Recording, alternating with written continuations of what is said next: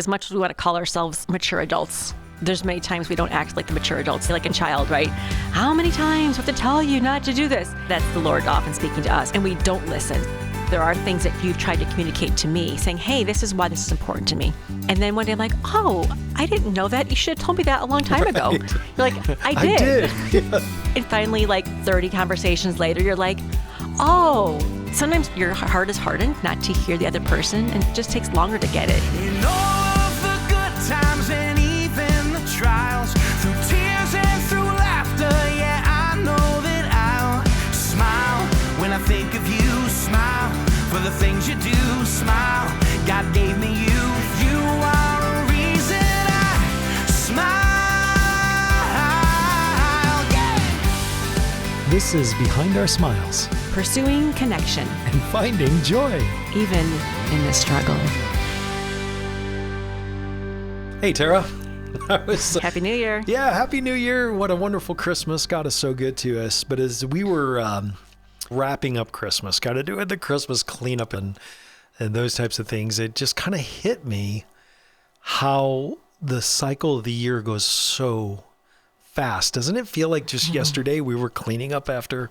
Well, yeah, and even it when literally was yesterday, but I mean, it feels like yesterday, a year Well, ago. even when we start the new year with the new episode, I'm always like, okay, what's the new year episode going to be? I'm like, and here we are having New Year's, and I feel like, oh, it's the same conversation. Yeah, kind of the same. Here we go like, again. yeah, we're excited about the new year. Here's what we're going to do. Here we go again. How is this year going to be different than last year? But yeah, I was just kind of thinking about this idea as we were doing our post-Christmas stuff that we literally just did this, and it feels like it was literally just yesterday. Yeah, so we are Joe and Terry Buchanan, and this is the Behind Our Smiles podcast. Yes, Again. we're so grateful to be hanging out with you Yes. for a new year. Yes. And one of our favorite parts of our episode is being able to share what makes you smile about your husband or wife. That's what makes us smile. So please share those with us. And today we're hearing from James, and he is sharing about his wife, Patty. And he says, it makes me smile when Patty suggests we do new hobbies, new events, and try new restaurants and food. Patty works hard to keep our marriage fresh and exciting. That's awesome. So who does that remind you of? Yeah. Thank you, Tara. By the way, if you want to share what makes you smile about your husband or wife, please do. Just email us, Tara, T-A-R-A, at BehindOurSmiles.com. Now, you have been trying for years to get me to try new food. And you've been somewhat successful, maybe. Right? I like new things and new places and new years. But then there's sometimes you're like, can we just do the same thing? Yeah, I like. We go to a restaurant and Tara's excited because she's going to try something she's never done before. And I'm excited because I'm going to have what I know is something I love.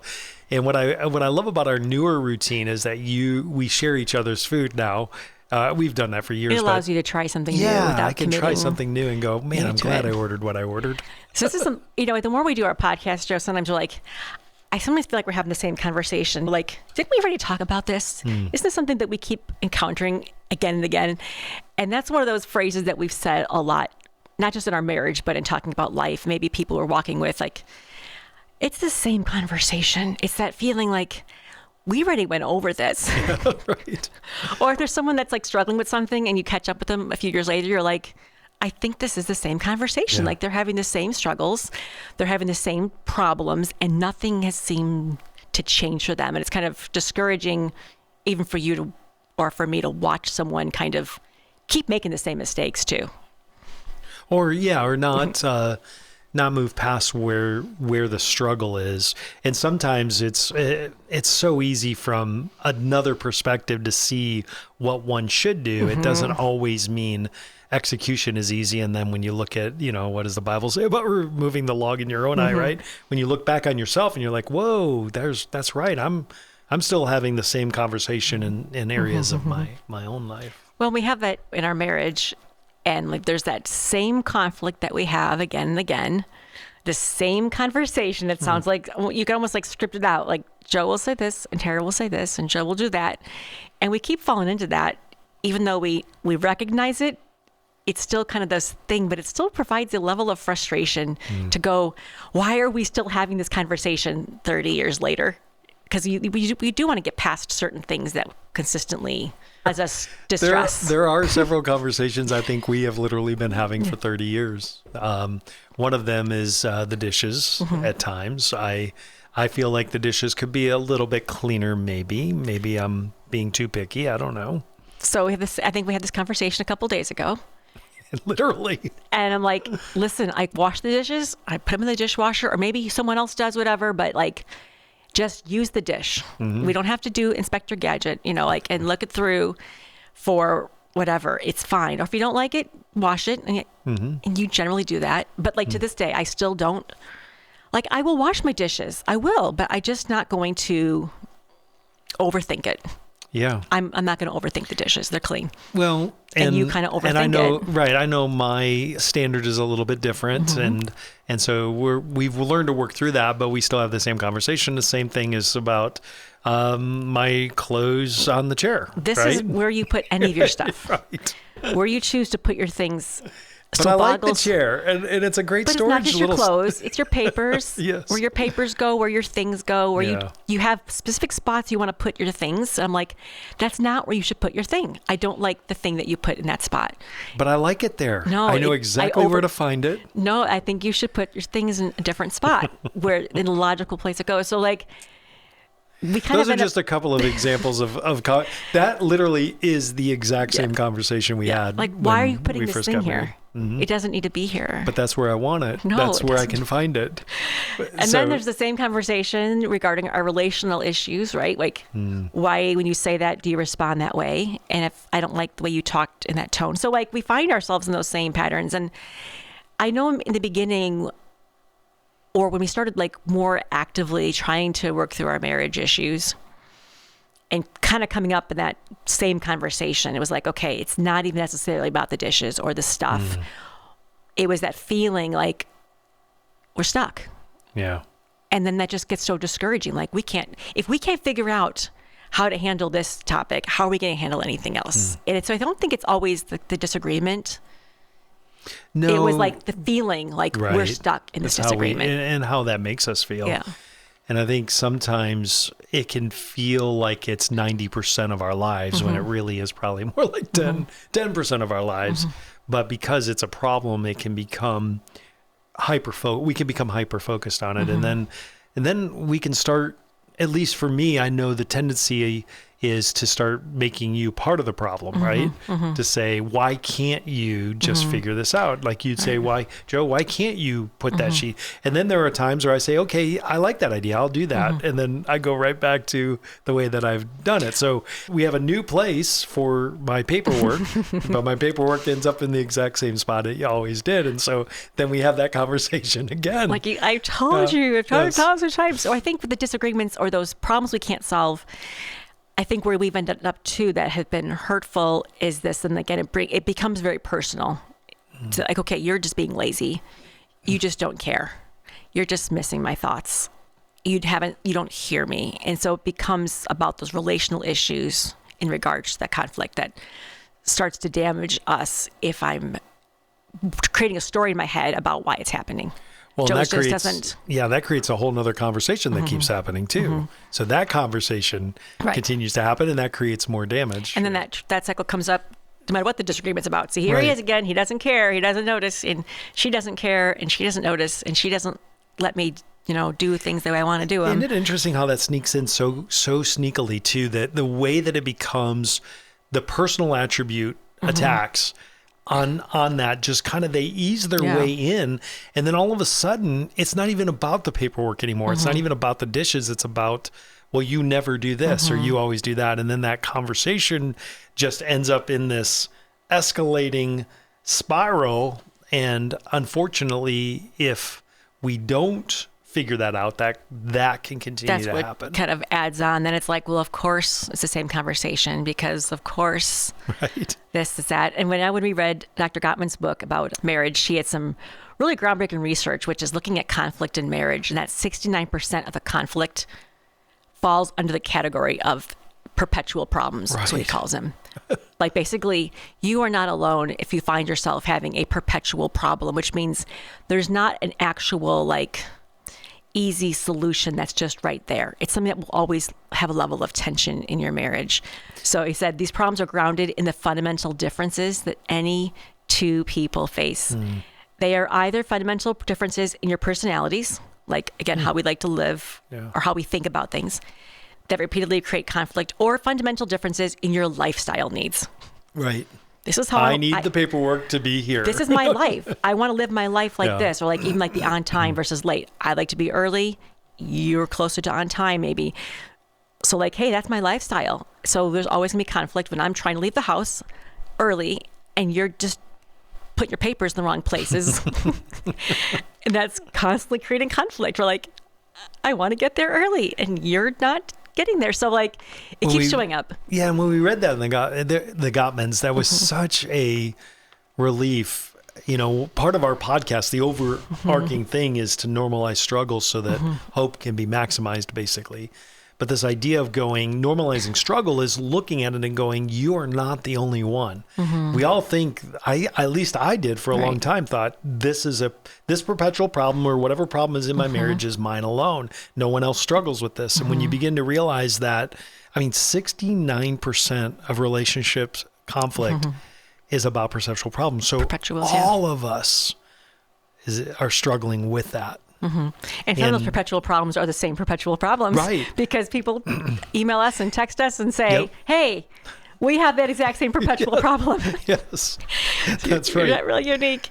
But it's that feeling of, I'm stuck and not wanting to change. And we can see this in other people's lives, either in other people in our lives or in our spouse. Like, they're the ones who are stuck and just refuse to address the issue, And I think about God's relationship with the Israelites in the Old Testament, right? This constant hello, you keep doing the same stupid things over and over. I've told you this 1,000 times, and he called them, I've seen these people. He says, they are stiff-necked people. I'm like, and again, it's fun to talk about them. And that's how they used to do it back in the day. But it's like, I think any of us, if we're being honest with ourselves, would say, yeah, I'm pretty I've been stiff-necked. Definitely been stiff-necked. So the reason for perpetual problems is sometimes I'm just never going to change my mind about something. I'm right, and this is how it should be done, and your papers should not be in that spot, and you put them in the wrong places all the time, and I'm just not backing down on that. And you're like, but there should never be any speck of food and any dish anywhere at any time. And that's the right way to do it. And it's always going to bother you. Yeah. And now you handle it with more grace now. But I think we all have this issue of struggle to surrender and to change the areas that we probably know we need to change. So some of those things are just personality differences. But I think sometimes we're having the same conversation because we refuse to listen to each other and respond and say, okay, I do want to grow. I don't want to feel like we're stuck having the same conversation. Yeah. That may be the same conversation that leads to more negative outcomes. Well, and I think for us, the same conversation happens often when I don't listen well enough. And I think because I'm already formulating my response or already feel so strongly about this that I'm just not listening.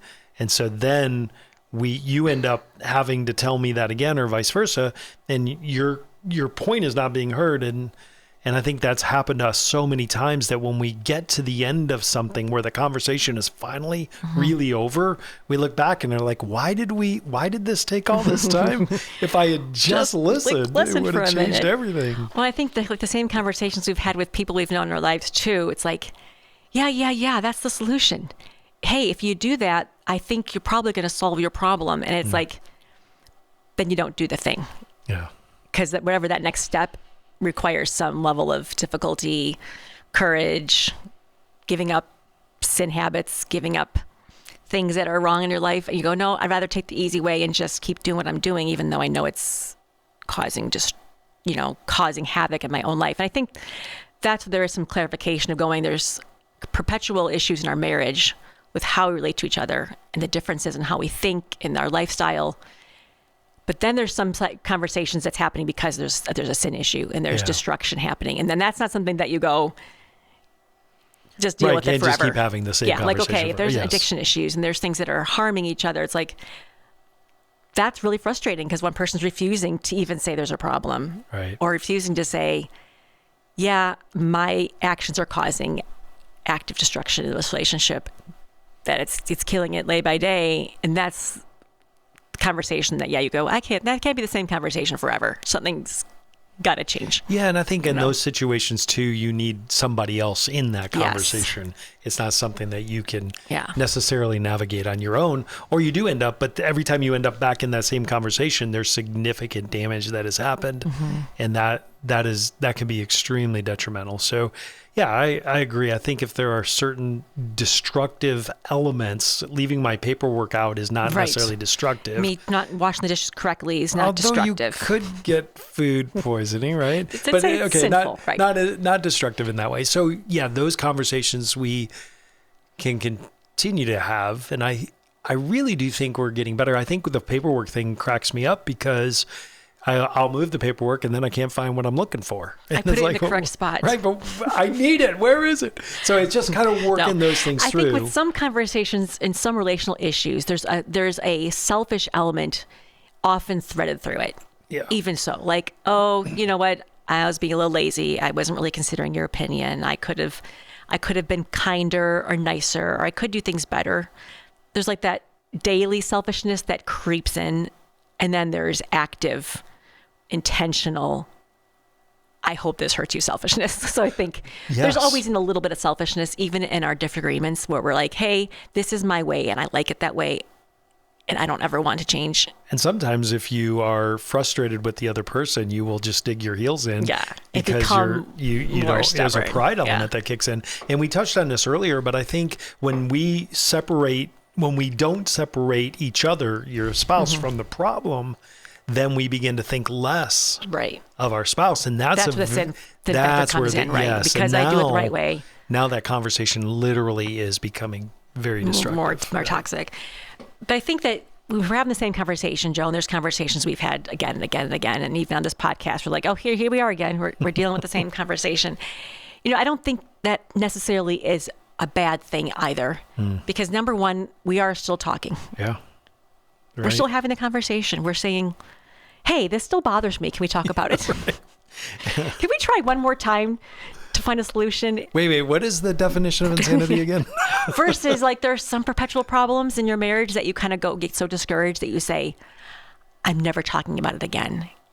I think that's a harder sign. But to say, let's keep talking. Yeah, exactly.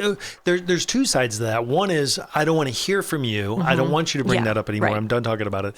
The other side is discouragement in that it won't matter if I talk about it anyway. Right. So I'm done talking about it. And I think both have a destructive element to them because they hurt the closeness and the pursuit of closeness in the relationships. So I think it's like staying in some of the tension areas and not being afraid.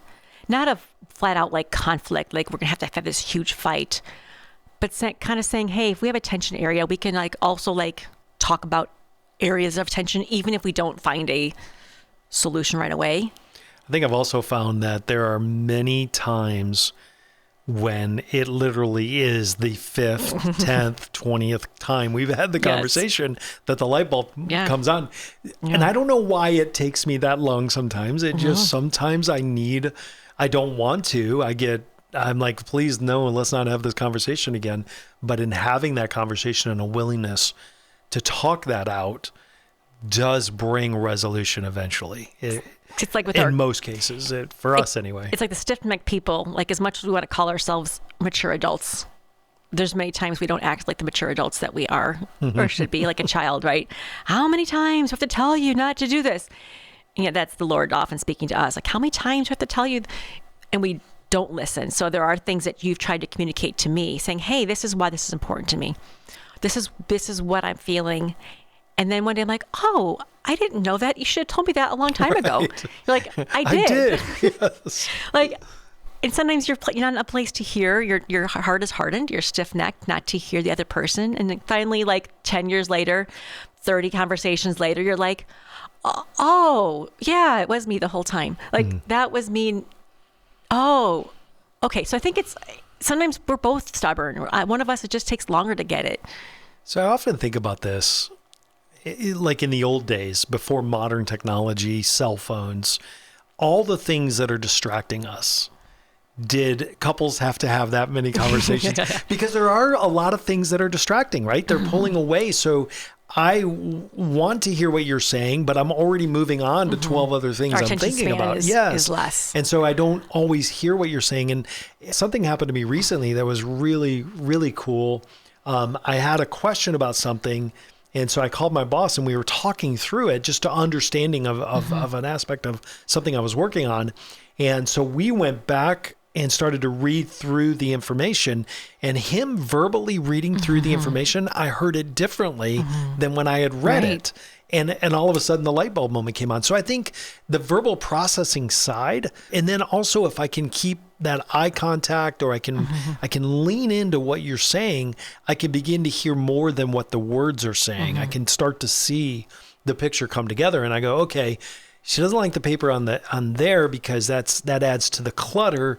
The clutter actually does lead to maybe anxious thoughts. I don't know, just wanting your house clean, right? Yeah, and so by putting those paperwork in a folder and putting the folder over there, that makes you find a lot more. You have a lot more peace in that. So is that something I can do because I love you and I want you to experience that peace? On the other side of the coin, you may look at it and go, you know what, having that paperwork out gives him peace because he knows exactly where it is. And so then you'd say, you know what, I can move in that direction. Yeah, I just took a timeline. Like you get about 4 days in that spot. If you're not really using it in 4 days, then we can file it. I don't even know why we landed on paperwork, because there's a 1,000 other things that we could list right now, but we're ended up on there's some days I'm like, paperwork. It just drives me crazy. Well, I think the verbal processing is interesting too. So on one hand, the verbal processing, which we've talked about a lot in this podcast, like sometimes I do throw a lot of words at you. So you're like, what is the issue? But two, as I talk through it, I'm like, oh yeah, that's why this is bothering me. And as we do talk things through, I think we do find some level of solution. Here's what I love. What and do you I'll say this to all husbands, and maybe this has happened for you, but this has happened for me, and I'm gonna reveal a secret in our marriage, Tara. There have been several times where you're verbal processing with me, and I am looking at you and I am listening, and in the back of my mind I'm like, okay, I wonder how long this is going to go, but I'm gonna be here. You listen very I'm gonna well. be in the moment, and then you figure it out. And you talk it out, and I'm watching you solve the problem. I'm not adding anything. Yeah. You're just solving it. And then all of a sudden you're like, thank you so much for helping me solve the problem.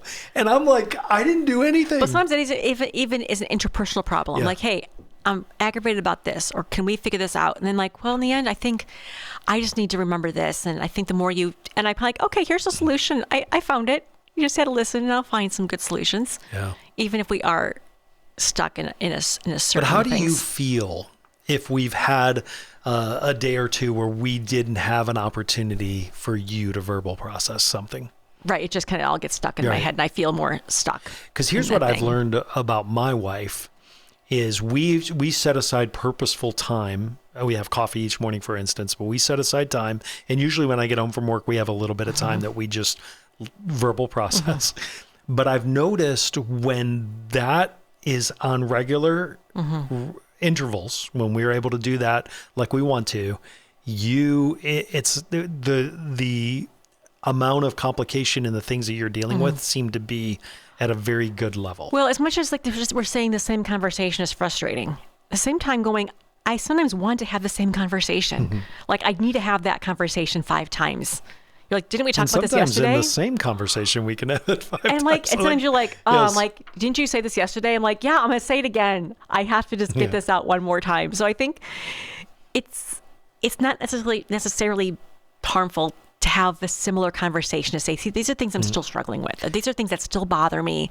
Can we talk about it some more? So, yeah. I don't have it off the top of my head, but I have read over the years, I know that there is a health in that. There's a healthy benefit to verbal processing to be able to work those things and I think that kind of follows the line of our prayer life with the Lord. Like, hey, sometimes I come to the Lord and I'm saying the same exact prayer. I'm like, I'm still saying the same prayer. I'm still asking for these same things.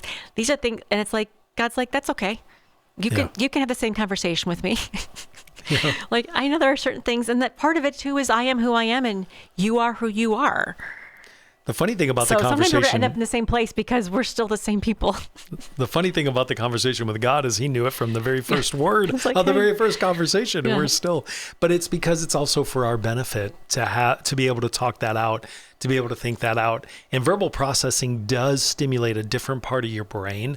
There are times when I'm stuck on a problem I'm trying to figure out, and I will literally I'll just talk out loud for a little bit, and it does help. There's an aspect of verbal processing that Untangles makes a things, difference. yeah. Absolutely. Well, I think a lot of it to make these conversations more profitable and not feel frustrating is, again, how we approach them.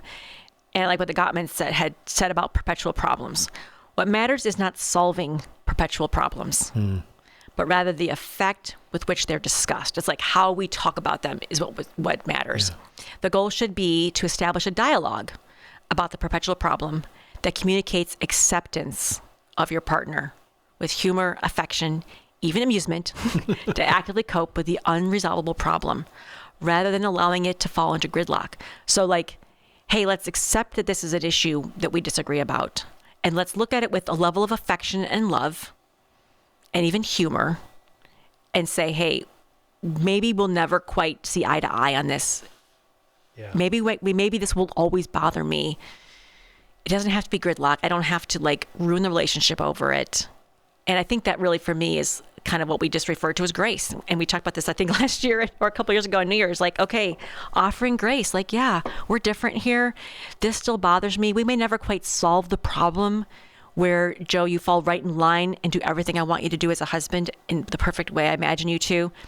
You're still going to like put things in the wrong place and you're still going to say things the wrong way. And hey, like I can offer grace for that, especially when I say, I want you to do the same for me in terms of the habits and things I do that I know perpetually bother you. And I know one of the things for us that has made a huge difference is me not taking myself too seriously, adding some laughter. We both got like easily offended. Right. Like, well, me especially. Me especially. Yeah. And saying like, now we kind of just, I think with the food on the plate the other night ago, I'm just like, hey, you know how that rolls. Yeah. You're going to find a speck of food once in a while and you're going to laugh about it and we're going to move on. We're not going to like insult each other about it or get upset. No, we've definitely found levity there. And I think also you have often said like, let's figure out a different way to say it. So we can have the same conversation. But just different language. But what is so awesome about that is there's times where I'm trying to come up with an analogy that is different and I do it all wrong. And we just end up laughing so hard because it's like, wait a minute, what are you trying to say? Yeah. And like, what are we going to do about these papers here, babe? You know? Yeah. I'm like, can I just take care of them? It's like, are the papers frustrating you? I'm like, yeah, can we do something about this? And just kind of like laughing about it. Or, honey, I know right now you're probably upset that we're not on time. Like, I can see this coming, instead of like getting like all heated, like going, yeah, we are always going to laugh about the ways that our differences cause problems, but just that lightness rather than that anger and that frustration helps those same conversations to not be as full of tension and full of negativity. Also coming to the conversation willing to problem solve too. So for instance, you may come to the conversation about my paperwork or the papers being in the wrong spot. You may have a solution in mind, but you're going to look and see how the conversation goes, because I may end up not being in a place where I'm receptive of the problem solve. But sometimes I like when you come to me and you say, I've got this idea. What if we did this? Yeah. And then I go, wait a minute, that actually could work. Yeah. And so that's been really helpful.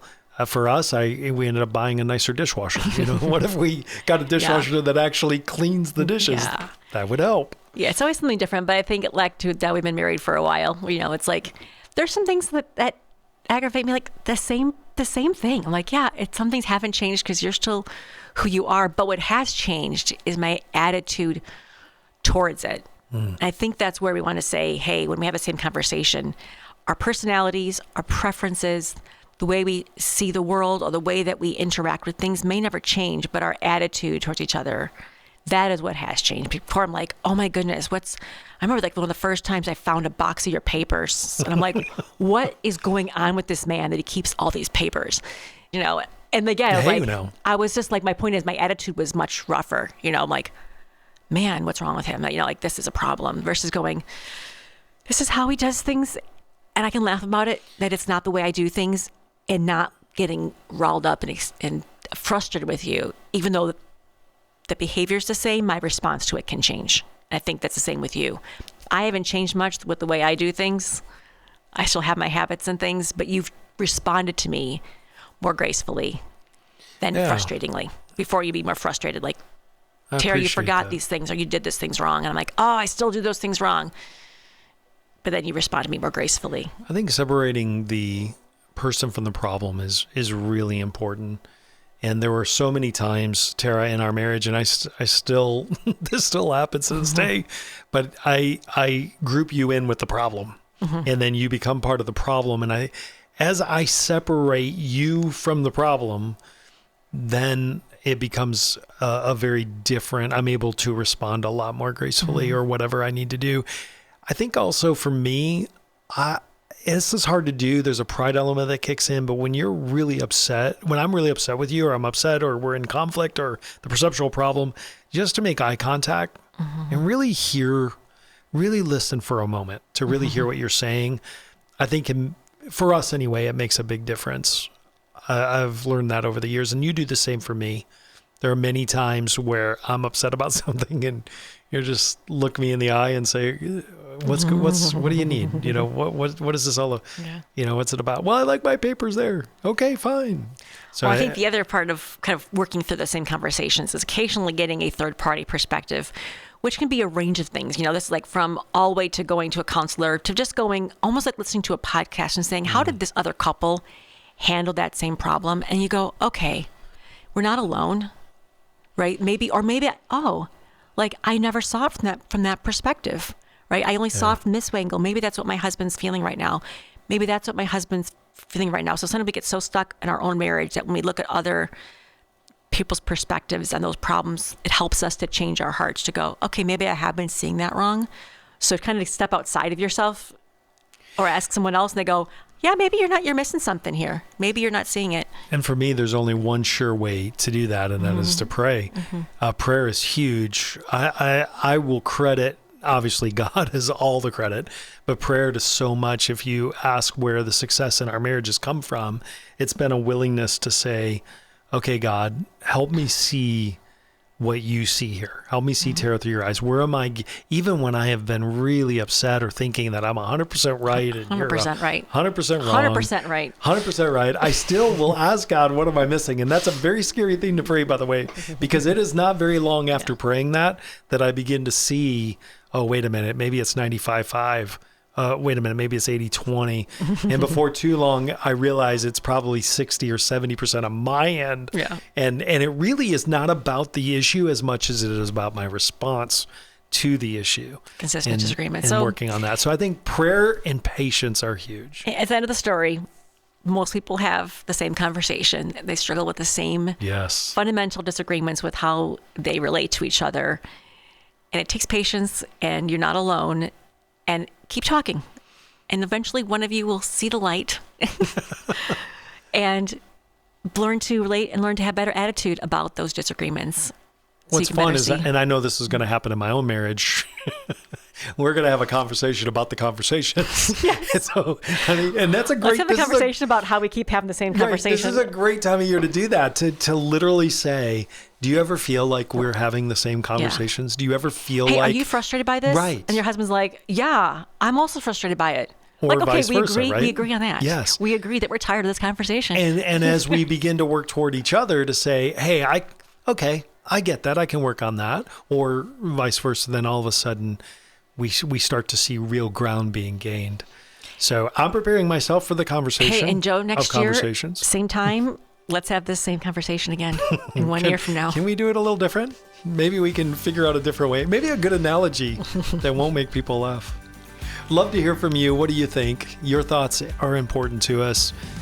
You can drop us an email anytime, Tara, T-A-R-A, @behindoursmiles.com. Also, do you mind putting a couple of the Gottman blurbs on our show notes? Yes. We'll put those on the show notes for you there. Yeah, a couple links there. Yeah, and then Perpetual problems.